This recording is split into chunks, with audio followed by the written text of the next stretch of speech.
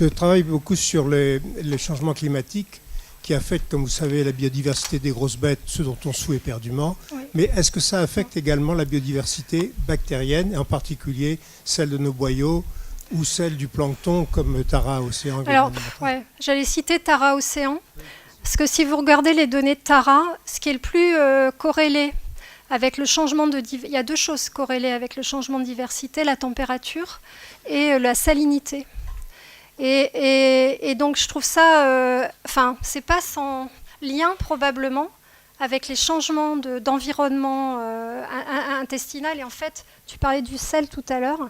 Il y a probablement un truc à creuser là. On est en discussion avec les gens de chez Tara pour voir si on ne peut pas tester cette hypothèse des relations de la salinité avec l'environnement bactérien, y compris humain. Donc ça, voilà, c'est déjà un premier élément. Je crois vraiment à ces aspects de changement de diversité. Il y a, pour ceux qui regardent Mediapart, c'est pas une truc politique, mais il y a un édito de Pracontal qui montre, qui fait référence à un papier, je sais plus, je crois que c'est Science, je sais plus si c'est Cell ou Science, sur la diversité des armes et la relation avec l'économie et notamment l'utilisation de l'eau. Et donc la perte de diversité, c'est un vrai enjeu en fait global. En fait, dans le monde, comme j'ai dit, monde animal et monde végétal, je pense que c'est un vrai enjeu pour le microbiote en général chez l'homme. Mais bon, à suivre, il faut vraiment faire les démonstrations mécanistiques. Est-ce que tu pourrais commenter un petit peu et peut-être pourquoi est-ce qu'ils n'ont pas réussi cet article de Maastricht qui est sorti dans Cell Metabolism cet été où on a eu des antibiotiques, on a transformé la flore et eu malheureusement aucun effet sur le phénotype métabolique. Est-ce que tu pourrais nous expliquer un peu plus pourquoi c'est comme ça? En fait, il y a un édito de Patrice Cani qui parle de ça. En fait, l'intervention est relativement courte. Le problème, c'est qu'ils ont fait du 16S. Et donc, tu as moins accès il y a des enjeux de séquençage et techniques.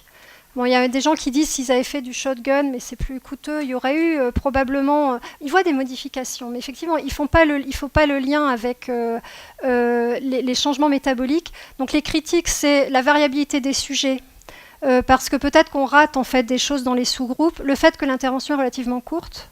Et voilà, mais c'est vrai que on peut voir ça comme étant troublant, mais là on est dans des phénomènes long terme et de chronicisation. Il faut une intervention aiguë. Donc, tu as des idées sur les interventions que vous allez peut-être ramener la question qui pourrait se poser, c'est cette perte de diversité. Ce qu'il faudrait démontrer, c'est par exemple chez des patients comme on a très, très obèses, est-ce que restaurer finalement la diversité par des interventions avec des fibres ou la combinaison de pré- ou probiotiques, même si aujourd'hui, comme tu le sais, il n'y a pas vraiment de probiotiques, on fait une démonstration solide des changements. Mais effectivement, ça fait partie du type d'études qu'on devrait mener maintenant. Oui. Tu nous as bien montré que le TMAO était une vedette aujourd'hui. Comment tu relis ça avec toutes tes données sur la flore? Oui, alors ça, il y a des données là-dessus. Il y a donc effectivement certains groupes bactériens qui ont été montrés comme étant associés sur la production de TMA, de ce gaz TMA, mais aussi d'ores et déjà avec des données un petit peu contradictoires sur les groupes bactériens. Et par rapport à l'alimentation, donc l'équipe de Cleveland, ils sont en train de mener en fait, des interventions type régime méditerranéen pour voir comment ça peut modifier ces métabolites en lien avec les changements du métagénome. Donc, alors, non, alors, dans ce qu'on a fait sur les études métabolomiques, la réponse est non.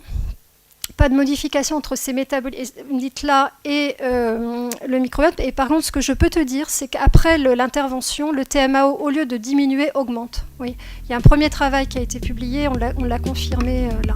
Oui.